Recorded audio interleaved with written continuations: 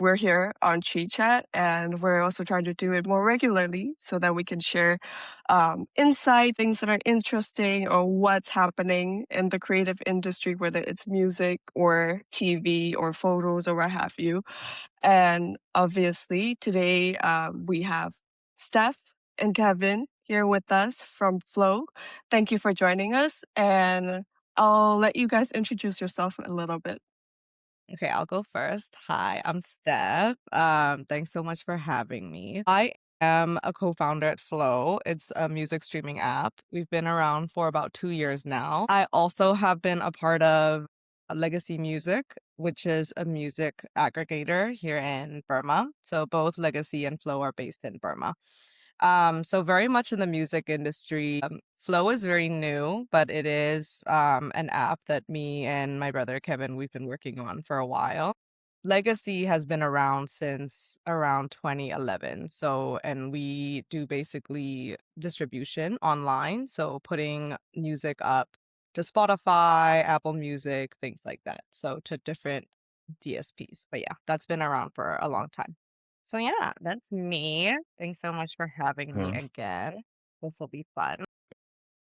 And I'm Kevin Coco, and I'm also one of the other co-founders of Flow Music. But Steph mainly handles the management, marketing, all the content side of the application, while I mainly handle product, as in UI, UX, and all the apps that get into your hand. So I deal with that side of things at the company.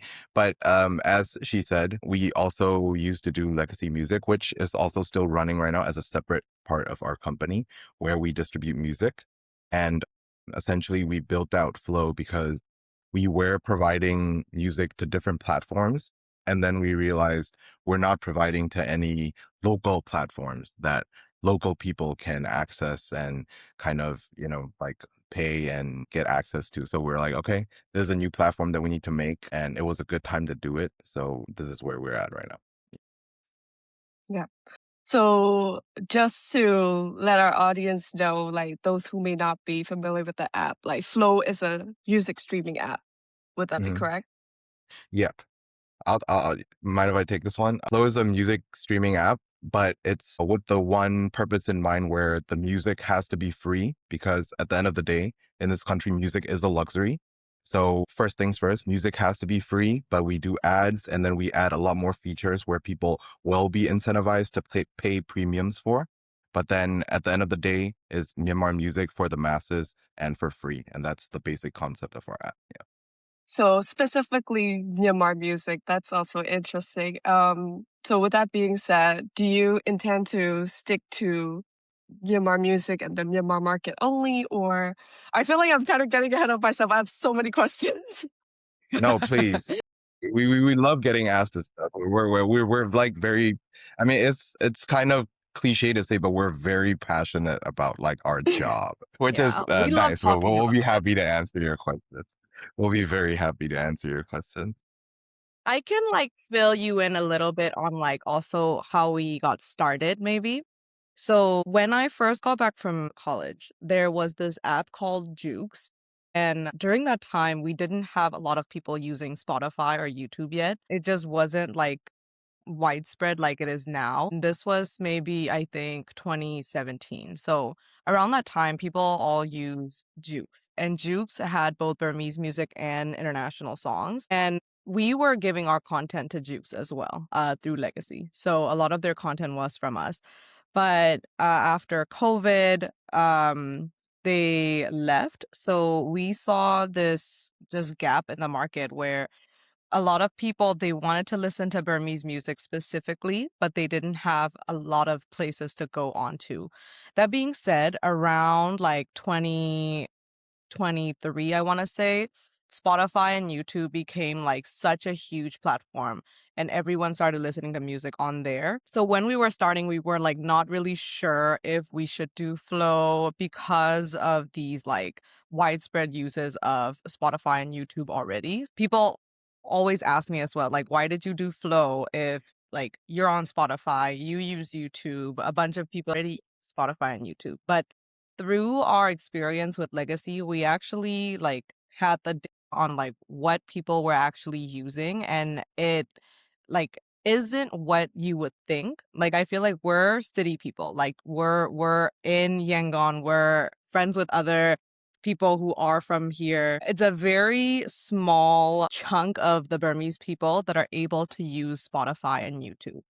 Spotify is actually really expensive. Like I think if you can get it here, which you actually can't get like easily either. But if you can, it's expensive to the point of like, I think for a month you're paying around 15,000 to 20,000 chats, which for people here, like the masses here, it's way too expensive.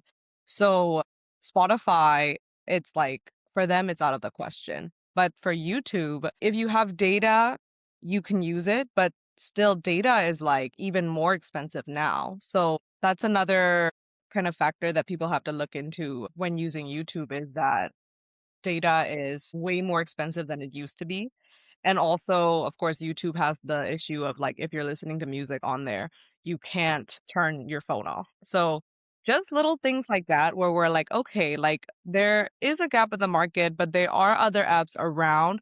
Could we like do this? Like, could we stand as just Myanmar music app and try to like have it be like, have it be used all over. And we're not quite there yet, obviously, but I mean, we're trying. So right now we have about 700,000 users, which is like pretty good. It's not quite like at the number where we wanted it to be. Like even in the first year, like I was aiming for like a million, which is like literally too much. But yeah, like it's still like being used, like people do like it. And to answer your question, I think international music we're not actually looking into because again, like some of our data like suggests that not a lot of people here actually listen to international music. Again, like I'm talking about the masses of like the entirety of Myanmar, not just Yangon. Yangon, yes, like a lot of people do listen to English music. I still use Spotify for English music. But for Burmese music specifically, Flow is like a good app to get into because you can actually know like what Burmese songs are trending, like what's actually happening in the market. Whereas like you can find that type of information on Spotify or YouTube. Yeah. We actually have like charts that are like showing you like what's actually happening like outside. Well, yeah. Yeah. And just to add to that, I think like when we were initially launching, we definitely looked into adding international music into our app. And I'm sure like just a little bit of research, you'll realize how expensive like international music acquisition can be.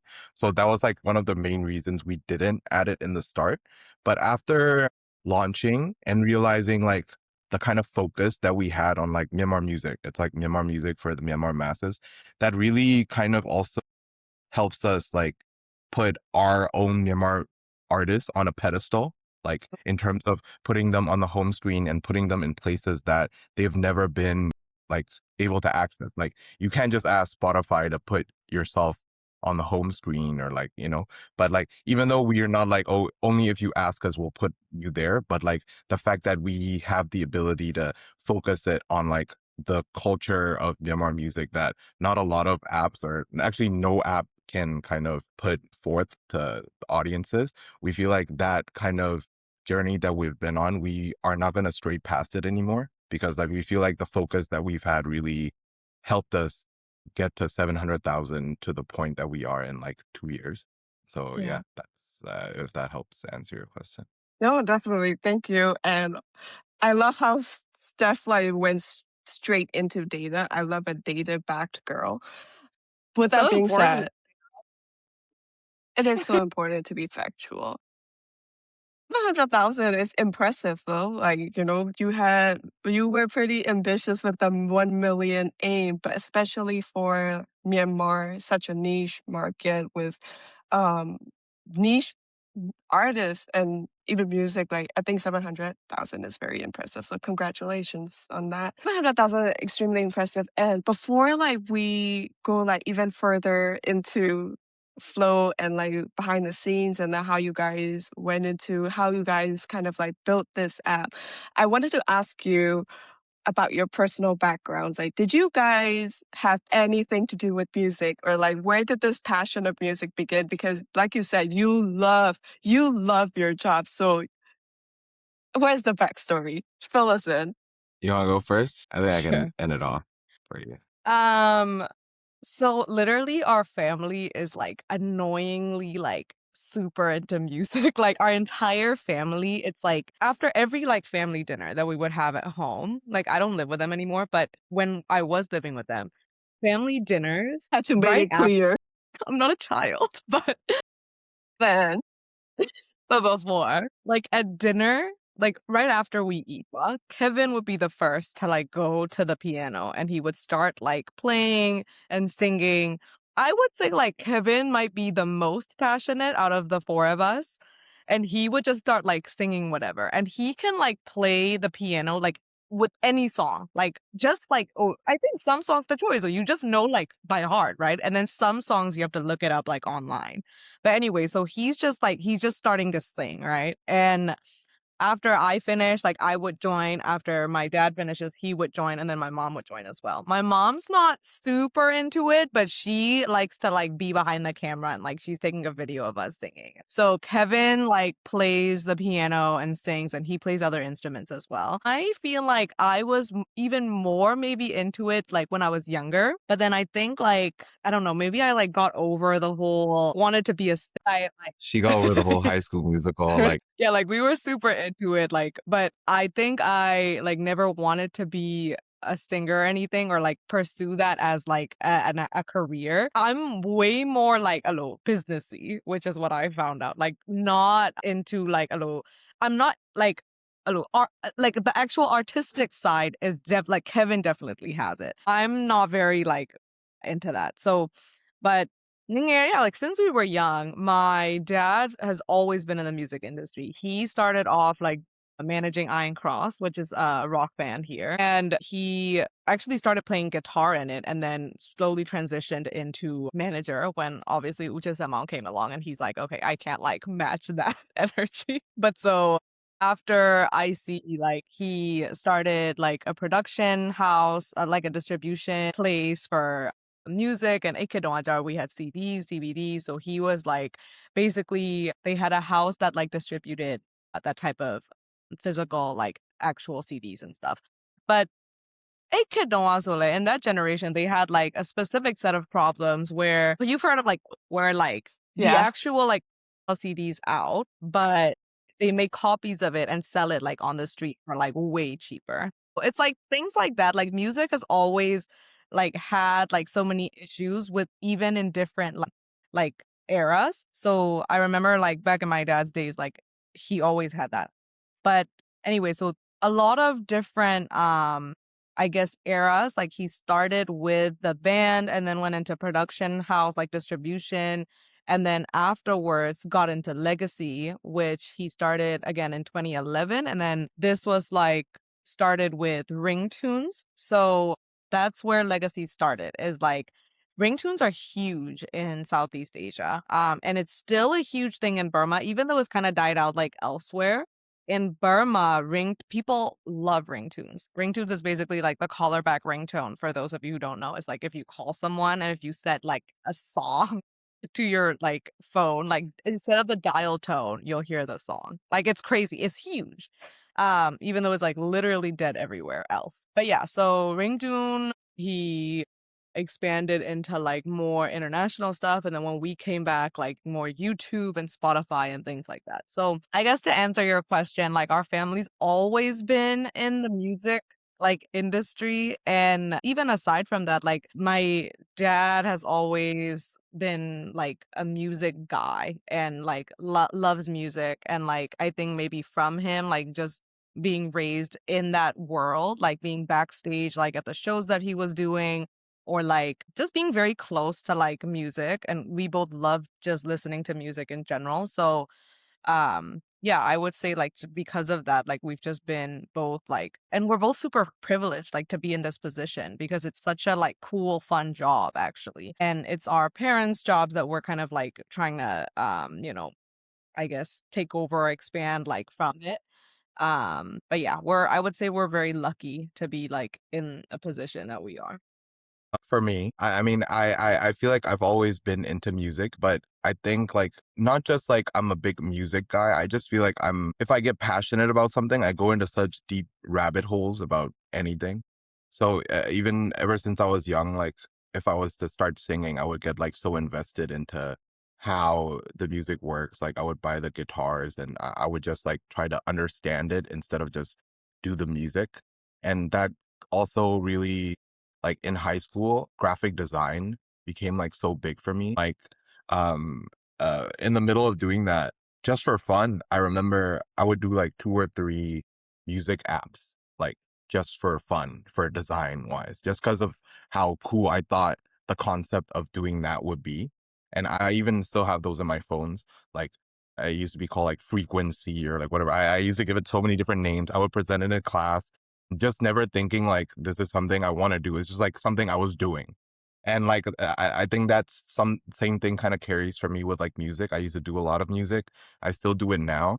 But I feel like just in the position I'm at, I feel like I should be working on the industry side of things just because of how like lacking things can be here. So I feel like there's a lot more drive for me in that aspect now. Even though I still do music, it's not something I want to push because like I feel like there's so much more that I can push that has more of an effect, I feel like, because, not saying that making music doesn't have an effect, but I feel like there's just a lot more weight to like what I'm currently doing right now. And I'm really passionate about it. So like I used to do a lot of music, but now like when my dad was only working on music platform distribution. It was more like service work, you know? You get artist music and you're putting up on the platforms that we don't have any control over.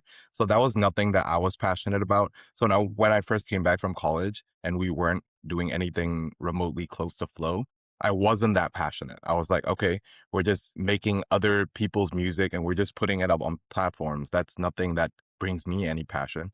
So when like as Steph said, like when Jukes left, I remember talking with my dad, like, okay, we want to make a music app, like this is the right time for it. And I remember showing him like the old apps I did, and we're like, oh, these are the directions that we can go. And when we really started to do it, the passion really came from like, so many people are going to access what I have, I've made, what I've designed.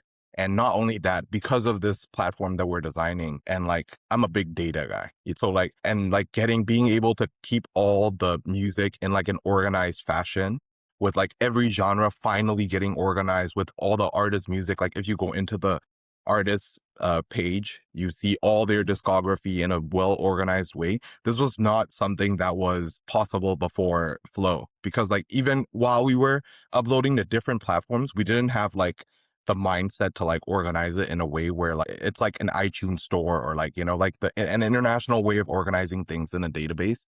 So like when I first started to do that, I'm like, oh my God, it's so beautiful seeing all our songs kind of lined up in these databases where we were finally able to see Myanmar music in a way that's never been seen before.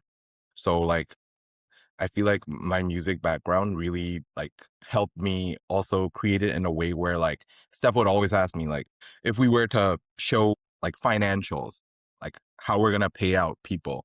Do artists even care about this part of like do they care about this detail? Sometimes like as management or like as business people, we want to show so much, but then like artists and like there's only certain things that we want to see and that we want to care about.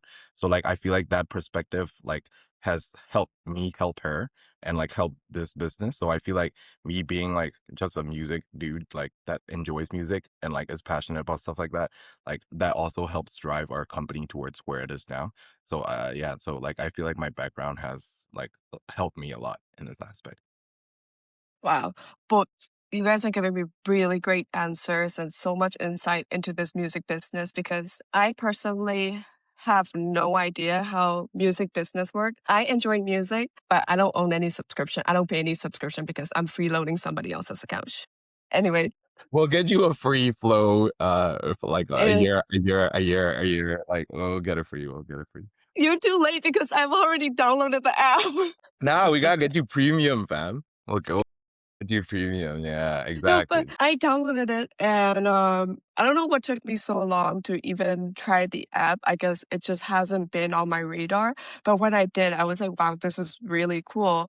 And the moment I logged in, like, it asked me to select the artists that I'm familiar with and that I like, and I noticed that my choices, like, determine a certain period. I don't know Burmese artists, like, past 2010, so I feel quite old. That was a reflection there.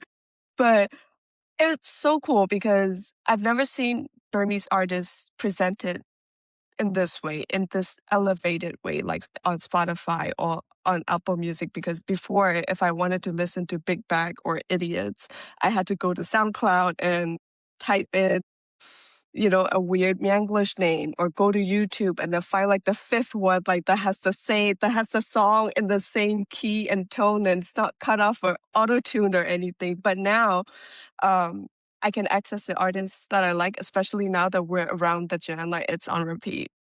It's on repeat. And it's really important that you guys are bringing this new, I guess, this new app, this new way of presenting artists and music to the audience. Because right off the bat, when I looked through the app, I was like, wow, this is a great way to present the artist. It feels like you're presenting with integrity. You're bringing integrity to these artists that, that they didn't get before, like not in a recognized way like this. And there's so many things that I want to ask you guys, but first, um, about what Kevin said about his passion. And I think it's really cool that you started developing and conceptualizing this app like since you were in high school and you come from a music background, like you create music as an artist as well. So I wanted a little bit more about your creator side, I guess like you as a creator or an artist and how is it different for you personally between creating music versus like commercializing music? I feel like creating music is a lot more freedom, of course. Like you're creating for yourself and like commercializing, you're creating for a lot of it's purely the concept of UI UX, like you have to control the user experience and every button and every detail and where every button leads is like not about me anymore. Like I have to put myself in the eyes of the user and not just normal international users, but people from here who may not well be like integrated with like how apps work and what each button like I can't just press arrow and expect people here to like understand it like they've been using apps for their whole lives. Maybe there should be some hand holding in new features that we're presenting. So I think in terms of that, there's a big difference between the two. But I think in terms of like being creative, like it still feels the same for me because of like how broad and how open it is, how I can do anything. The world is my oyster when it comes to that. I get to determine that. So that's fun. But it also carries a lot of weight because like the changes that we make affect like 700,000 people. But as we said, we also have a lot of room to grow because even of those 700,000, like around 500,000 are all in like Yangon or Singapore or like these countries. But we said it's a Myanmar music only app. So we have a lot of room to push in like rural areas where they only do listen to Myanmar music. So that's where we're heading towards. But to answer your question, like it's totally different, but the same at the same time. Like in terms of creative wise, it's so similar because I can do anything I want. But like for the app side, I have to control myself in terms of like, oh, I can't be too crazy because a lot of people are going to use this stuff. So that's I feel like is the two main differences. But making music yourself, like being an artist yourself, do you think it gives you better insight into working with other singers and artists or improving the product? Or like, do you think Yeah. that it has an impact on how you approach flow or how you present flow into the Yeah. world? I think, like I said before, Steph always has to ask me, like, or like, not always, but like when it comes to things that like artists have to access, she's like, oh, would an artist even care about this? Like, because like thinking of it in a business way is very different from like thinking of it in an artist way. Sometimes artists just want to see, I want to see what I get, but that's about it. Like, I don't want to see all these crazy like intricacies of how much I'm getting or like something like that. If we show too much, it's also like overload for them. So like that's different. But I feel like in terms of interacting with musicians, I feel like me and Steph is also very different because as an artist myself, I don't want to approach artists in a way where like I feel like there's motives, I guess. Like for me, it's like I want to make music with people and stuff like that. But like as I get into the industry a little more, like I feel like there's also a lot of positives to being like, yo, get on our platform. But like at first, I was very adverse to doing stuff like that because like I am an artist and I know how it feels to get approached by people and be like, yo, let me put your song up on my platform, like I 顾见彩, like how that would feel. But like after a while, I realized, okay, that like in addition to it driving stuff for us, it also drives stuff for them. But like I just wasn't used to that being in like an artist, I guess, state of mind. But like after a while, I learned a lot of that from Steph and like all the, being around business for like quite a while, like it is different. And there is a positive side to doing things like that. So I guess like, yeah, that makes my mindset a little bit different coming into the industry.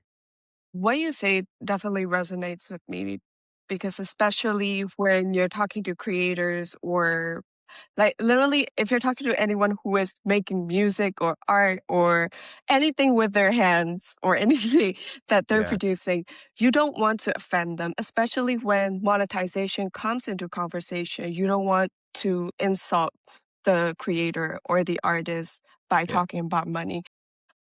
I guess like when we're approaching monetization and conversations related to monetizations with creators, how do we do it with tech? How do we balance things between being crass and giving them the opportunity that you think that they should have or offering something to them? How do we respectfully talk about monetizing creatives? You I want to think take I this, can Steph? take this question. So, yeah, I mean, it's a great question because, like you said, the monetization aspect can be like an uncomfortable topic, especially like for someone like Kevin. He's an artist, so he understands, like, oh, like if you're kind of going at an artist, like, hey, like I can like try to make a lot of money for you. It just always sounds like just, I don't know, like Yeah, that we're trying artists to like care about their work like it's their babies, like it's different, yeah, like, and that artists are so specific with their own stuff, rightfully so. Like, it's they put so much of themselves into it. It's, like, super personal to them, and here we are as, like, a business, like, entity being like, "Hey, like, we can try to, like, help you and, like, make music." It just sounds like even, like, scammy almost, or, like, we're trying to, like, use them to, like, make money off of them. So it's definitely like there is like a line, like I know where you're trying to ask, like there is like a fine line of like, okay, like we are a business. There's no other way to put like what Legacy or Flow does. We are a business. However, we're a business that tries to support artists. And in that sense, I think artists have also slowly learned like this new understanding for companies like Legacy and companies like Flow. Artists can't, and by artists, I don't just mean musicians, I mean like any type of artist. It's very hard to just do your art and try to survive, especially in this type of climate that we are in right now. For example, like a musician can't just be writing songs and singing, and that's all they do. Like, you will not be able to sustain that type of lifestyle. You will have to try to somehow gain some exposure for yourself and then try to make some money. And that's the only way you can do something that you love for the long run. So in this day and age, like people, you have to be good at TikTok. You have to like maybe be good at design to have a website or create your own merch or like just have like some sort of like other like specialties aside from just doing music because that's just like unfortunately and maybe even sadly not a sustainable way to just like go about your career. And again, not just music, but I think with everywhere, Mhm. every type of like artist, they do need companies like us, or if not a company, some type of manager or an assistant or whoever who is helping them like get their music or get their art like out there. So someone who's like maybe handling their socials, or in our case, like someone who's going to actually like provide them with like transparency when it comes to monetization or actually handling their YouTube channels and like the techie part of stuff that they might not be like well equipped on. Just things like that. I feel like artists there are obviously artists that might not be open to it and like, no, I'm gonna try to figure it out on my own. And some artists do. Like some artists are very well like inept with like everything and they can handle everything on their own. They'll need help. Like they'll need like we know that some artists like have their like cousins or like their brothers like help manage their YouTube channels and things like that. If you have someone like that, great. That's someone you trust and that's good. But if you don't, then you might need help from a company or someone like us who can look over and take care of your channels and your platforms and your music being out there on time and your music being like exposed to your fans because that's like a whole other side of being a musician that they just might not even have the time for. Like as a creative, you need to be just more really focused on creating the music and that takes a lot of time and energy and effort like out of you. So as like this type of company specifically, I think the main thing is transparency and trust. Like people who've worked with us for so long, like know what we're able to do and like know have that trust already because of years of our like working together and the relationship that we have. And that's such an important thing, I think, for artists, musicians, everyone, because you do need to trust the person, like the people that are handling like the monetization aspect or your like art, like for you. And I think both of us like coming from like a while being in the music industry and Kevin like being an artist himself, like I think it's a good place to be because we like can understand and also navigate like those conversations with them like easier. I think it also definitely helps that we've been around for a while. So I think it's that like building of trust that you need to just give your art to like a company, like a business entity. Yeah, I hope that answers your question. Mind if I interject a little bit? I feel like there's two parts, right? Like in terms of flow, how we pay is papers like stream sharing, which is exactly the same as how Spotify works, where like we pay per month by like how much we earn and like how many streams they get, and they get their fair share of the amount of streams that they earn. So that's exactly how Spotify does it. But every other streaming platform like YouTube or Apple Music, they do a certain variation of that. So I feel like in this day and age where like streaming is so big and like the numbers of how much your content is viewed and listened to really like says how much you earn as well. I feel like artists also should start to realize that the amount of drive that they put towards their music, that really says about how much they earn. It's not really about us as companies. Like I can come to you and be like, put your music on my platform, but I'm not a marketing tool, you know? I'm just someone to put your stuff on platforms. But at the end of the day, like not just for us, but like for any platform, it's up to the artists themselves to market themselves and market their music and try to reach the audiences and be like, listen to my stuff on Flow, listen to my stuff on Spotify. Like it's not really up to us because we just distribute your content. And I feel like that's kind of like the mismatch that people kind of expect. Like we're coming to you. We want to upload your stuff on the platform. It's up to the artists themselves to drive their music because we don't have access to your fans. Like you have your socials, so it's up to them to do that kind of marketing themselves. But also another part is we're also a big company, so I can see the kind of like artists bakatone to kind of work with us because we are a company, and any company that's an entity without like a human face behind it, people will be standoffish to kind of work with them. So I feel like it's also up to companies like us to be more transparent about the things that we do. Like YouTube's on YouTube Studio, Spotify, so that they have other ways to look at analytics. So which is why we also announced it at the Flow event.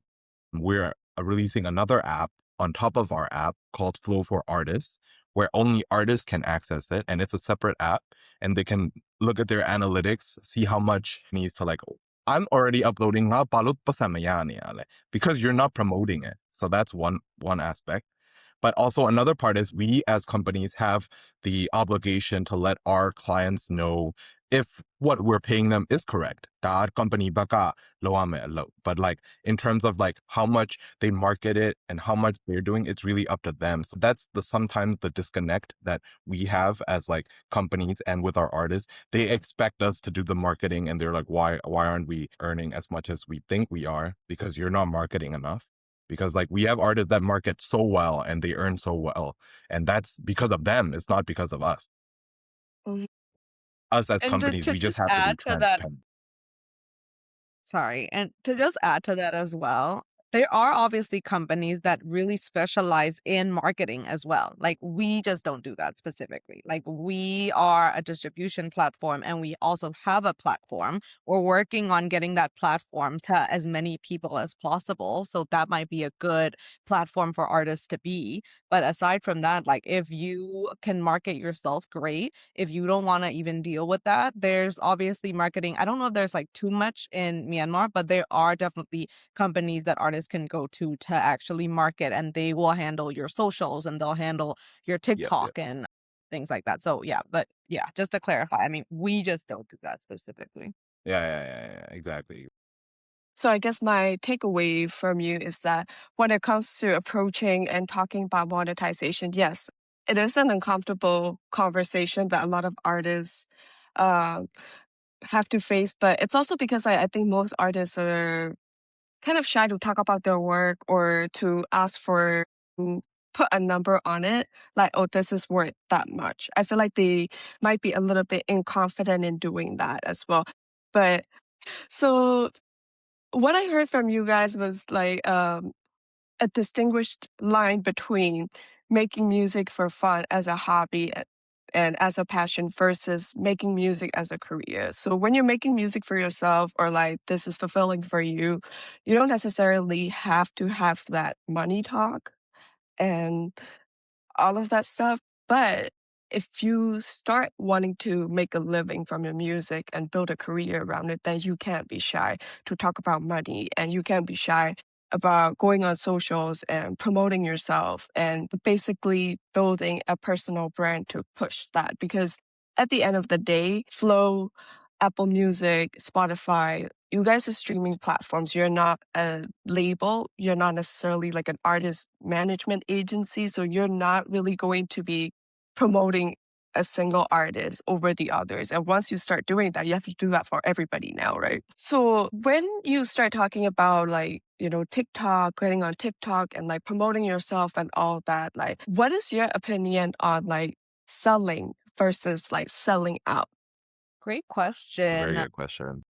I feel like Kevin might have an even better input on it, but I'll just like say like what I yeah. Whoa. No, I know, crazy. He might be better at this because I'm not an artist myself, but I feel like when you're creating art, you want to be true to yourself. And I feel like when you are true to yourself, and maybe if that matches more to what the masses or the audience likes, then that's great for you. That doesn't mean that you're selling out. It just means that you're making music. And when you're staying true to yourself, that music is resonating to the people that are listening to you. So that just means you're selling it. Selling out might mean that you're not being true to yourself anymore. You're really just making music that you think would appeal to the masses. It's not even music that you yourself like. That might be the main difference between the two. Kevin, maybe you can take over because you're an I artist mean, when specifically. I was young, I used to think like going mainstream means like selling out. Like maybe when I was young and like I listened to like indie bands and I'm like, okay, dude, this shit is cool. Like Justin Bieber is selling out, but like it's not the same, you know. He reaches a mass market audience, and I'm sure like he's passionate about the music that he makes too.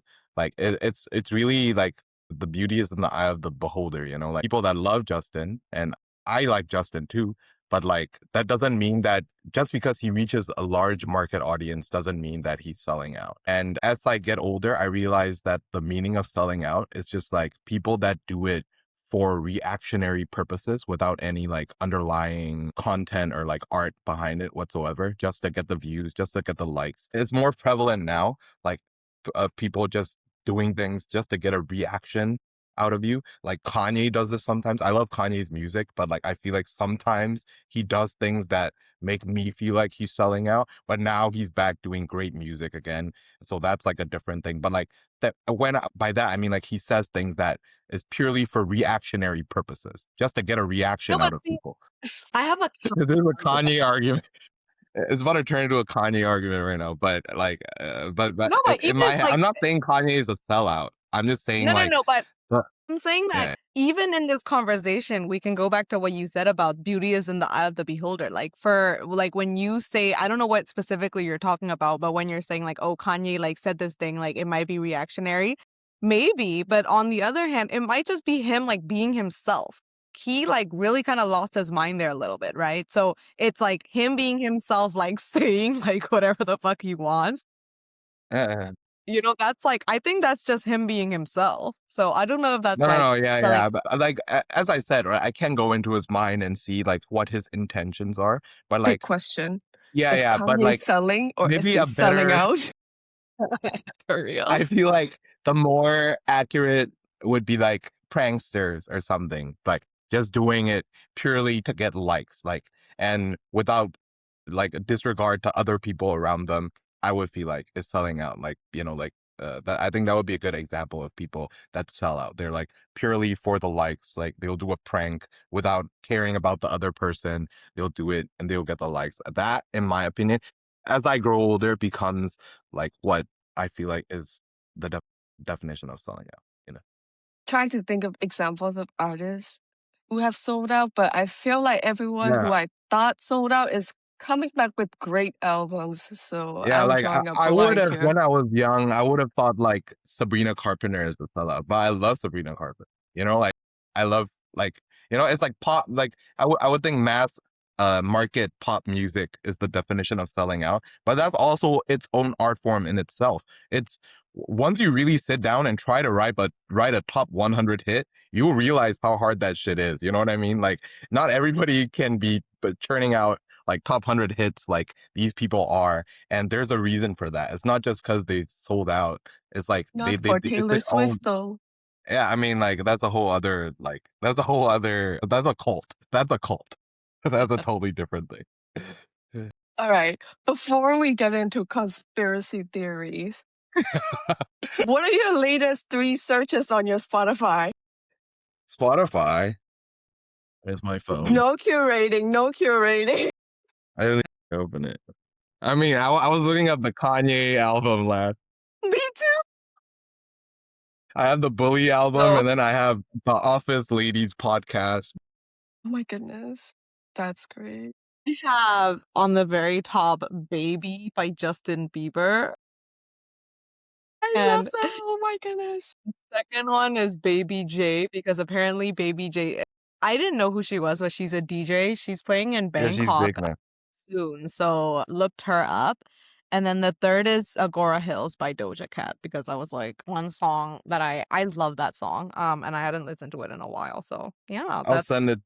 I'll just those are send a my three. screenshot. My top three, my most Yeah, recent yeah, is Bully Kanye. The yeah. second one, I'm not sure if it's a play. It's a playlist. Feel good morning mix. I was feeling good this morning. Then I have, kiss all the time, disco occasionally, of course. And then, Mm. oh yeah, and then I was listening to the Wuthering Heights playlist. That slapped. It was pretty good. I was listening to Wuthering Heights too. I really like it. The The opening, movie good? it's Dude, good. I'm upset. Okay, I gotta watch Wuthering Heights. Yeah. I've been listening to the K-pop song Cupid a lot for some apparent reason, but that's one of my top. If you haven't listened to it, Interesting. it's a great fucking song. But like speaking of TikTok though, TikTok has become like a big platform for artists to promote. Like you need to make it on TikTok. I'm just curious, like how has TikTok changed the landscape for artists? Like, I'm because I sure feel Steph has like not heard it's so hands. easy for someone to become I wouldn't say easy though. I feel like I guess it might be reachable. Feels reachable with Yeah, TikTok. Would barrier that to be? entry is a lot lower now. That's what it is. Yeah. Yeah, I you think put it way TikTok better. has like huge reach, right? Like from what you said, that's exactly it. Like it's a platform that has so many people on it, and the reach, like their algorithm that will make your song like go viral is crazy. I think it's like great if you know how to use it, and if you're again like not selling out and actually like that's the music you like, and like fortunately it'll align with the like audience. It's also changed like how music go viral, like in the sense of like maybe before it's like you are playing it in like the supermarket or it's on the radio a bunch and then like more people can listen to it.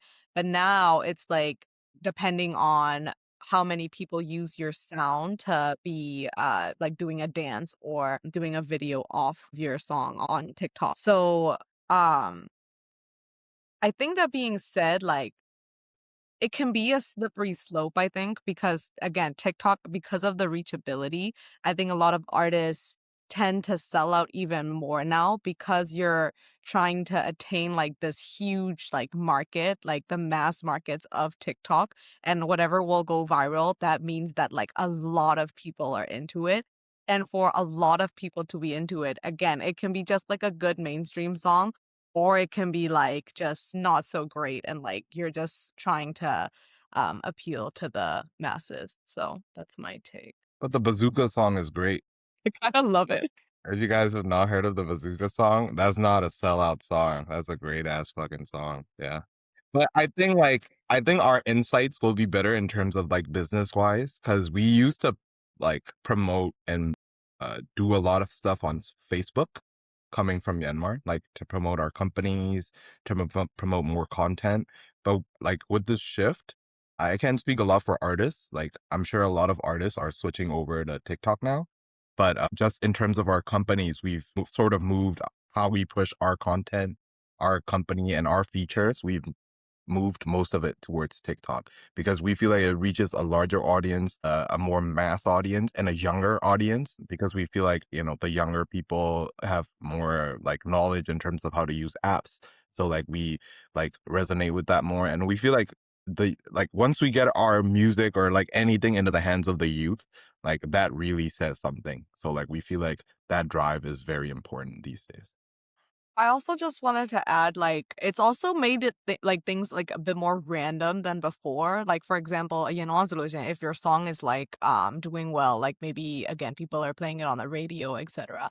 But if it goes viral on TikTok, like for example, right now, I think like this week, our top one song is a song by Nui Yuen, like Any Joyce, who's like well, I don't wanna say her age, but, like, a much older, like, audience, and for some reason, I think her song has gotten viral on TikTok, and people are, like, using that song, and Yeah, it's it's, number like, one in not a top new charts right now. it's, like, not new at all, but it's, like, it's literally number 1 right now, so it's just, like, a random it's, like, so dependent on TikTok now, like, whatever goes viral on TikTok, that'll be in the top charts. It's, Yeah, like, and it's like random. not just within TikTok, like it being viral on TikTok made it number one on our platform, which is like the amount of reach that and So, like the amount of like influence that TikTok has is really kind of crazy. Like it affects all other platforms and how that artist like earns money not on TikTok, you know? Like because of that, she earns a lot more through Flow now, which is kind of Right. like a crazy domino effect. And we feel like the TikTok is the biggest domino to hit since like a long time. And I feel like there's a lot of underlying like bad things about that, like in terms of, you know, data use and it being a Chinese company. But like we have to put it to good use because we did the same thing with Facebook as well. Like the amount of reach that it has, and even though it was collecting all our data, you know, I'm sure TikTok does the same, but we are okay. We have to be okay with that. And because of that data that they're collecting is the main reason they get that much reach as well. So it is like there's, you know, pure to some evil. Like it really is a good balance of things when we create apps. Same thing goes for our app, like how much data we have to collect, what's like the moral, ethical lines that we have to put for our apps as well. So like that's why I really care about like how these different apps use their data as well, because it's so applicable to us. Why did you say it was Yeah. a Chinese app, you racist? What do you mean? What do you mean? Why did you say Chinese app and then you said like like moral ethics and stuff? No, what do you mean? They're very well known in terms of the tech industry, in terms of not being able, because they don't have any rules and regulations whatsoever in terms of how much data they're allowed to collect, unlike American apps, right? It's not like a country thing. It's like just in terms of the rules and regulations of that certain country and how As they soon as you are said allowed to that, act. me and Rachel are like, Man, Kevin is you making guys sure are true. that Hey, I'm I'm not the only one. cancelled. You guys Kevin need to is listen to some tech podcasts, man. People say that all that. like bringing up Kanye. Hey, you better have a good podcast, man. no, just make the thumbnail, like put it in your thumbnail, like China equals not morally correct. I have so many like clickbait Please, episodes from you. Is please, Kanye a sellout? please Question put mark. me in the right context, bro. Please. My I'm God. just gonna like My crop out the God. part where you say China morals My God. because it's a Chinese app. No, I mean, people like I listen to No, like these tech podcasts. It's like so well known, like in terms of like how they run their apps. Like like Alibaba, like they have, they don't have the rules and regulations that America has. Even though America's a shit show itself, like Oma, it's a free for all. Data collection is like not even an issue for them.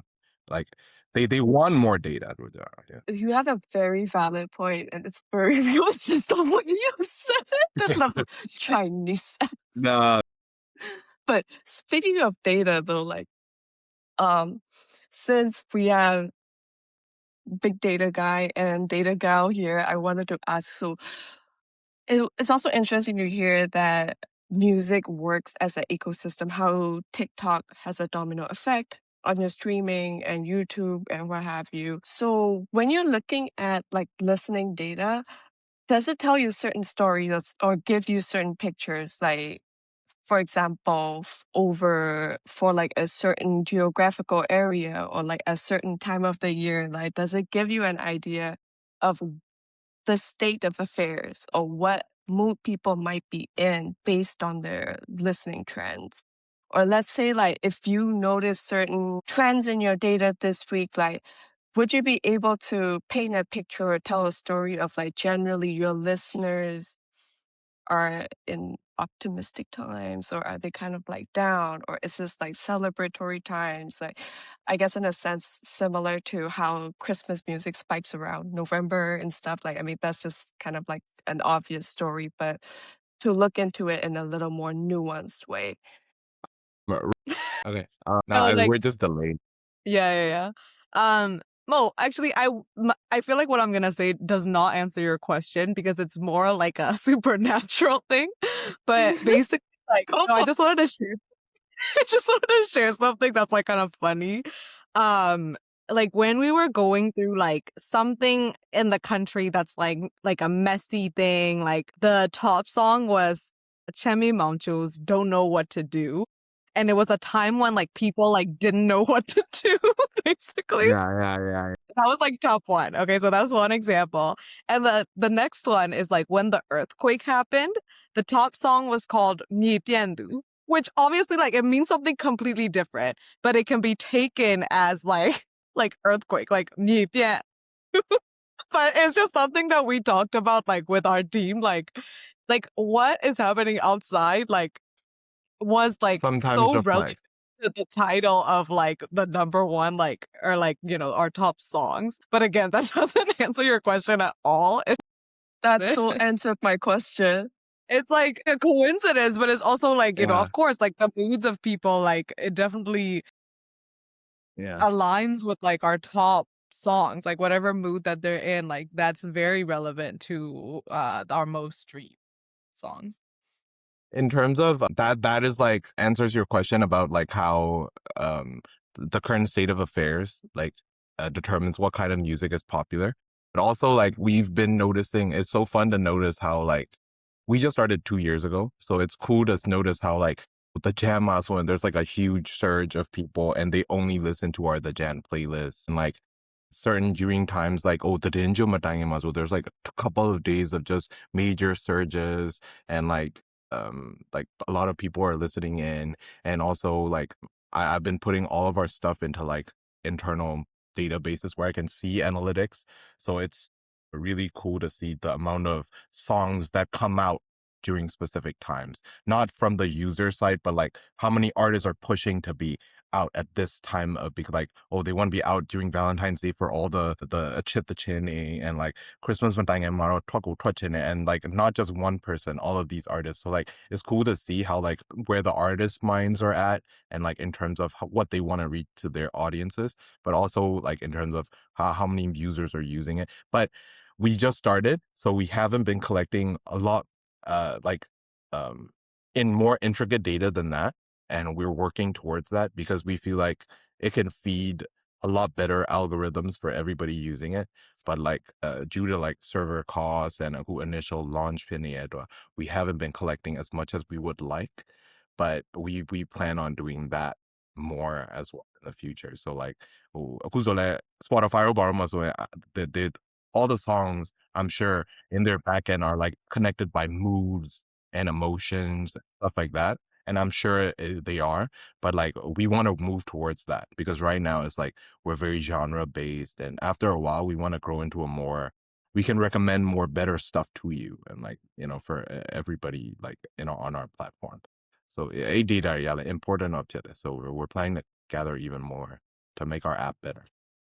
I guess I wanted to touch based on something that Steph said way earlier in the beginning, um, touching on the Y2K moment of ringtones and koku.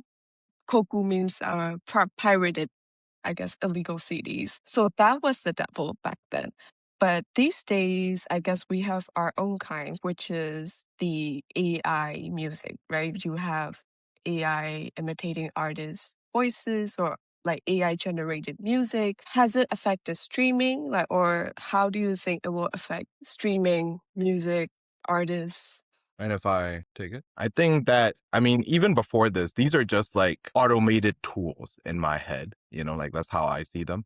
Like Photoshop and like Final Cut and all these different softwares have existed before. Like people weren't saying too much about it back then, but now it's just like those tools have just become more automated and just made barriers to entry a lot easier for everybody. So like me, considering like someone who used to love graphic design and I used to have no knowledge of coding or whatsoever, I'm now able to do coding and stuff like that. So in my head, I don't see it as like a crutch. Like at the end of the day, people like there's you're mentioning is stuff like Suno and stuff like that. They're like AI music creating platforms. But I feel like at the end of the day, people still want to listen to real human beings making music. And I feel like these new things that have come up are just tools to help us even get to our goals even faster and maybe even in a more elevated way because like the knowledge sometimes may not be there, but the idea might be right. Like sometimes I've seen talented kids, but they don't know how to mix and they don't know how to master and they don't know how to record, but their ideas are amazing. So I feel like these tools are we're just in another level of like Photoshop and stuff like that where it's the same type of tool. It's just so much more automated. And I feel like since now it's not just like the AI people have these tools, all the everybody that's like normal people that don't use tech now have these tools. So it just makes barriers to entry a lot easier. And I feel like a lot more can even come out of this in a better way. And I feel like people shouldn't be scared to the point where they're like, AI is going to take our jobs. People should be even more empowered and be like, AI is going to make my job a lot easier and like get my point across even a lot easier than I thought because it's made even our companies and how we run things a lot smoother than it used to be. So I feel like people shouldn't think of it as like too much of a scary thing and be like something that supports them in their businesses. I think it's like a double-edged sword. Like what Kevin said was also like correct in the sense of like, yeah, it makes lives easier. you can like I use ChatGPT for like literally everything, you know? It's like it's definitely integrated into people's lives like way more than we like would have ever even thought. Yeah, all those good stuff. But I also think at the same time, like with like in the age of AI, with what you were asking Rachel about like music and like people using like other artists' voice and like sometimes I can't even tell the difference anymore, like who made it and who or like if it was a real person who made it or not. I think there's like this TikTok account where they're like exposing this artist that is like not even real and she has like Real. millions of followers on Spotify or something. So it's definitely, like, an interesting thing to, like, look at. Do Mm, I know, like, what's gonna happen to, like, stream counts and, like, maybe it's not fair to actual, like, real artists who have been, like, trying so hard to, like, make it out there, but for AI, they just take the data of, like, what actually people like and then doing whatever it is that like, it's all fake, technically. So, it's not maybe great for real artists who have been trying a lot. I also think AI, mhm. because it's such a new thing, there's like literally no regulations. I think it's affecting like every type of industry. There was just a video on YouTube that I watched, like it was like Bernie Sanders versus like Claude, Claude. and they were talking about like how like politics have changed because politicians use like data from AI or like just data from everywhere to say like whatever it is that the people want to hear to get like votes from them. Like, so it's like affecting so many different industries in so many ways. I think as like people or like users of AI, it's definitely good, like Kevin said, to like use it in a way that could help you, help your company. But I also think it's like good to be aware of like AI and like advancements of tech and like how it could like negate your like just self-awareness and like what's real and like what type of information you're feeding into your brain. Yeah. Like everything's targeted at you now. Like ads and Facebook and like we've talked about this for ages now where Meta just has like all our data and like will try to sell you like whatever they think that we would want and then we end up buying them. I just feel like I'm like quite actually like if I'm speaking from a personal standpoint, I like don't like it. I feel like it's I don't know, like people need to touch grass basically, like, and like people are so into this, like Kevin's super techie and like there's so much goodness to tech and like our job is in tech. So it's like learning about all these advancements is so important. But at the same time, like I do feel like things are moving in a direction that's like, um, Yeah. it's, like, too much for me, like, I just, like, don't like that there's just so many things are, like, fake now or, like, you can't even tell and, like, brain rot and, like, doom scrolling and, like, I'm on the phone, like, scrolling the entire day, it hurts my eyes and, like, I feel like my brain's so, like, just getting information that's, like, completely useless, you know? So it's, like, things like that where, like, people I think do need to be wary and, like, better about how they use all these advancements that we have to make sure you're like staying sane, and not like being like injected with like so much bullshit. Um, Say like how it's like we're in an AI revolution, but it's more like a revolution in terms of like how people have to start thinking as well. Because like as I said, it made barriers to entry for like art and like making graphic design or whatever, all these things so much easier. But as Steph said, it's also made barriers to entry for misinformation a lot easier. It's so easy to, like as I said before, like you could have done the same type of misinformation on Photoshop or Premiere Pro. You just had to put a little more time into it. But now it's just like so easy. You prompt it out and you get that same misinformation in like a couple of minutes. But I feel like that is a bad thing. But like it or not, AI is a part of everybody's lives now because like it's being pushed by the biggest companies in the world. So I feel like people's mindsets have to also shift accordingly to like this. That's why I said it's like not just an AI revolution, it's like a mental revolution. You have to reset yourself because like whatever you access in the internet, you have to be more wary of in terms of, oh, is this even real? But I feel like after a while, once AI becomes a part of everyone's lives, that becomes like, oh yeah, it could be real or not real becomes a normal thing for people's heads. And that could be a different kind of shift that we're not expecting that's coming. I feel like it's already coming. So like that's how my thoughts on it. Because at the end of the day, you, me, Steph, everybody's using AI. So we can't just be opposed to it. We have to kind of adapt. And like just like how my parents went from CD to DVD to now we're going to streaming, I have to be invested in this new AI whatever tech because if it made making art or like making music a lot easier in terms of barriers to entry, how that would also make barriers to entry really easy in terms of our work and like the stuff that we've done. So we have to be ahead of these advancements and kind of make sure like it's already in people's lives. How do we use it as a tool to elevate ourselves and not be a part of the misinformation? And we have to educate our staff, our people, our even our parents as to like what's real, what's not real. And this is the reality of things now. And once people start to accept that, then it's different. They are wary of what they do. And I feel like people should be educated towards that. But we shouldn't be so opposed to AI because at the end Mm, of the day, like it's here. Like it's in everybody's hands. Once you don't invest yourself into it, you get behind. mhm. And we're all trying to work and we have to think about ourselves and our own successes. So we can't just be like opposed to things. Like I feel like we should understand it and work on it.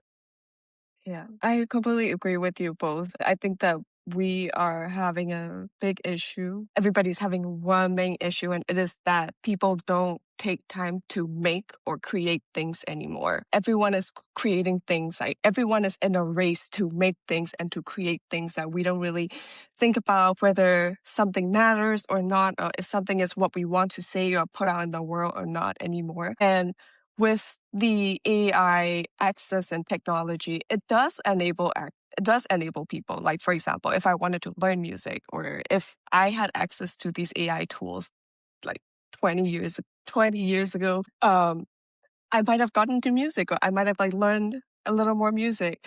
So I think I agree with you, Kevin, that it is an enabler. Like it definitely lowers the entry to barrier or barrier entry to whatever you want to get into.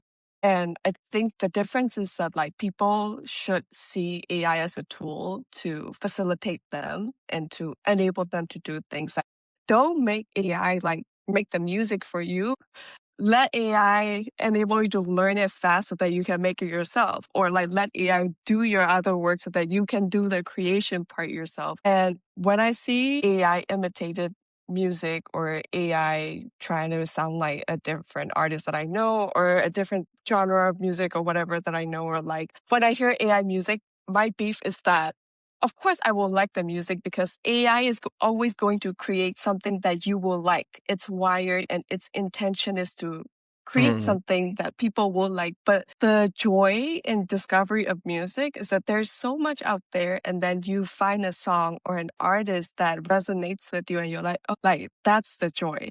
But when you have AI like making something that you will like every time, I feel like that kind of takes away that part Yeah. of discovery. Yeah. It really matters on intent, I feel like, in terms of music. I don't know how it will be in the future, but like for me, like just say like maybe like I used to listen to Nirvana because of his like trauma and like his stories that he's trying to tell, like and I feel like people still kind of think of that when they listen to music, like Justin Bieber's new album, his sorrows, like the story behind the music is JB, also very important. Yeah, yeah, I'm a big JB fan. But like the stories that he tells is also a big part of why his music is big. So I'm sure like there will be a point where AI is not just creating the music, but also creating the stories the behind the music. lore. Like if until we get to that point, I feel like we can say that AI won't be as human feeling, like bring me as much emotion as like normal artists would. I think it also like adds to like the human aspect of it, like whoever like we like them as a person or like I think it also depends on the person, like how they listen to music. Like some people, for example, like if you've always liked Kanye, but like recently because of like all the stuff that he said and like anti-Semitism and like people might be like against him now. And like you might not like him for those like worldviews. And because of that, you can't listen to his music anymore. It's like how much can you separate like artists from like their songs and like their personal lives or like stuff that they've said. And if you can, then maybe you can listen to AI as well in that aspect because you don't really care like that it's coming from like a human or like the type Human. of Mhm. person you are like or if you're even human at all. So I think it depends on also how you listen to it. If you're more of just like a light like listener and you'll listen to like whatever and like it doesn't even have to be human, you don't want to relate to that person. You're just listening to like the music it's and you can separate that. It might add to like being able to listen to music regardless of whether it's made by AI or not. I think I care more also about just like who it's coming from and that person specifically. I don't really like to separate it, but I think people are different and like how they And I also enjoy like how it's also made people that just have concepts and not like the talent behind it. Because there's also like a very big like thing to like an importance to being able to conceptualize things. Like, do you conceptualize and then you bring things to reality? And in the past, like people conceptualize and then they bring it to reality, and that's the thing. But now people are able to conceptualize and then just run their concepts out. So that's also like cool things to see. Like, I don't know if Maya or something, she's like a famous AI influencer, but like the concept of that, like there has to be a creator behind that. And like that, the concept that they thought of for that influencer is also something cool that like we get to experience because of these new barriers to entry. So I guess like in everything, there's like goods and evils to all. So we just have to kind of parse through them. Even if it's like an AI influencer, maybe like her intent is cool. Like the concept that they're pushing out is cool. The art that like that AI influencer maybe could be like, someone had to prompt it out. Like someone had to have that thought to be able to push that thing out. So there's also different things that also could come to this because before in the past, it's like you have to be able to execute to be able to, push things out. But now, like people with cool ass concepts could just push stuff out. So that's also another like medium that we're starting to see. And I think will be very cool as well. I guess, kind of bringing our chat to like a wrap up before we go.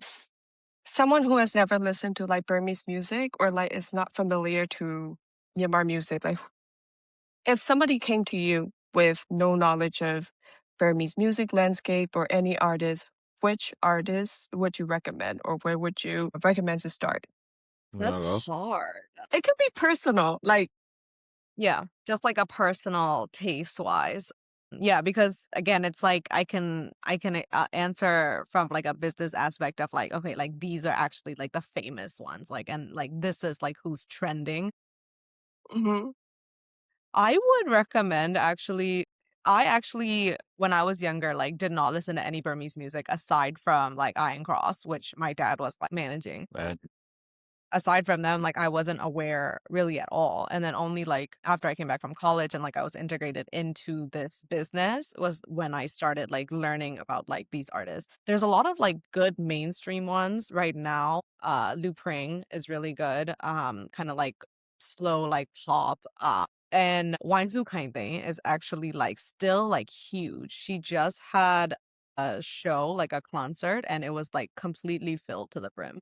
So artists like that, like Weinstein's been around for a while. Lu Pring is like new, but she's like super, I think, getting into the mainstream now, pop. I also really, really like there's a huge like indie scene that people might not be aware of. There's a band called The Pieces and Square Lake Pirates who are amazing. And like I think indie has a huge like effect on like the Burmese youth here go like nuts for indie. And the indie like concerts here that are like much smaller, obviously, and like okay. feel more like underground, they're always packed as well. And I feel like people, like the young people at these indie shows, have so much fun. That's where you can like check out to see like what the youth culture of Burma is like. Like that's what I would say is like go to an indie concert if there is any like here and you'll see like what like people like young people here are like. So those two bands I would recommend. I don't know if the Pieces is like doing music anymore though. I think they moved, but they're really good. Yeah, Square Lake Pirates. I would say, like, just check, like honestly, like, check out our, weekly top chart, monthly top charts, because a lot of the like, shameless plug, but Variety. that's where you would, like, see and find, like, so many artists that you've never heard of. Like, I don't know if you've heard of Jolie, Rachel, but he's huge. Like, he's such a huge artist. Like, on TikTok, he's, like, on our top charts a lot. I didn't know him before, but he's, like, huge, and he sings a lot of, like, more sad, like, heartbreak, like, pop songs, but he's great. So yeah, I would shout the 5 of them out, I think. Obviously, there's so many more, to discover. You can if you have Flow and if you go on the homepage, you can. My three would have to be I kind of want to, since you said to like show Myanmar music to like people that are not like that have no experience with it whatsoever. So in terms of our music listening, like it's very different. But in terms of mass music listening here, our most popular genre is Myanmar dance. Like it's like Myanmar, like fully Myanmar Mhm. cultural music. So like I would suggest them to listen to like Mano, which is like one of our biggest artists. I barely listen to him because it's not my type of music, but like it's the biggest here. That just goes to show how we think so differently from the masses here and like how we should get more accustomed to what these people are listening to. And they listen to it nonstop. Go like three generations. I'll go like Mano. I'll make them listen to like Lee Pew or Muji and then maybe Double J because he's so big right now here. I'm not as sure if you know, but he's like in terms of the new pop artists, like Lee Baro Sai, he has a lot more listeners than all these biggest artists that I thought were huge. And even on Spotify, his monthly listeners are way more than all these other artists. So like I'll suggest those three. Yeah, they're big in many different Awesome. genres. We'll also link them. Yeah. We'll link them. We'll link them to you on Yeah. Flow. I'm obviously not very familiar with the newer artists, but if I were, I think when I think about Myanmar songs, like my favorite artist of all time is Toin Love. I think, yeah, especially like his jazz stuff. It's what I love. Mm. But yeah, I would also love to hear more or like learn more about the Myanmar underground music culture because compared to even other Southeast Asian countries, I feel like Myanmar underground is super underground. Yeah. Yeah. There's, like, Definitely. super experimental, like, sounds, that, like, you would not expect. Like, indie obviously is everywhere, but there's also, like, even Isolated Force is cool too. yeah, Isolated Forces, let's, shout them out as well because they're a Burmese, like, rock band, I would say, but they use, That like, use Burmese Burmese orchestral stuff. It's very cool. Yeah, in it's their very sounds. They're really cool. I'm glad you shouted out Nyamatansin, Kevin, because that's like a genre that like you would never think like or as like city people, like we would not think about it. But it's our most like one of our most streamed genres for sure. It's like the streamed, masses highest only listen earning to anywhere, yeah, like like, it's like it's folk so music basically. So on YouTube, if you search up like Manal or they have, like, such, like, huge stream counts and major, views. major. Yeah, major, Millions, but millions. yeah, sorry, but going back to underground, like, there's always, like, these random little events, that pop up where, like, it's, like, indie or it's, and at these shows, like, you'll find, like, a few, like, experimental stuff where, like, someone would be just, like, yelling or, like, very, like, Yoko Ono, like, type vibes, like, yeah, I've seen a few stuff that, like, really surprised me. I was like, "Huh, like, Especially here. interesting." Didn't know, like, people were doing that here. Yeah, it's, like, cool. There's a wide assortment of stuff here. That's cool. Maybe we can do like a playlist or something to recommend people to check out afterwards, like intro Yeah. Yeah. to like get a taste of like the Burmese You can music listen to Kevin profile or Coco something. as well on Flow. Yes. And Justin Bieber. Yeah, and not on Flow though. Justin Bieber not on Flow. That's very expensive. That's extremely expensive.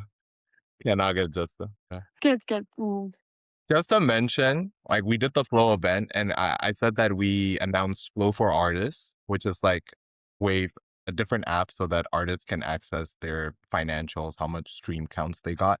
But like one of the other things that we announced was podcasts. and we're planning to launch by the end. I mean, we already have it finished. We're gathering more and more content right now before we launch. So we're putting that out. We would love to have Chi on there as well. So Chi Chat, yeah, yeah. So Let's get get this that shit on done. there as well. But Mhm. we're releasing that before the end of the year. So that's our one of the two big announcements that we did at our Flow event. So just wanted to share that with the world. Congratulations. That was going to be my question if you wanted to share any announcements or anything that was in the works, but hey. We have many. Those are the two that we announced. But we have a lot more features that we're trying to develop right now, like adding chords, like so many different ones. But I don't know if you've tried. You can in our app right now. You can sing along to synced lyrics for most of the songs in Myanmar karaoke. So like line by line, you can sing along, and even like you can record yourself. And we have algorithms to get rid of the.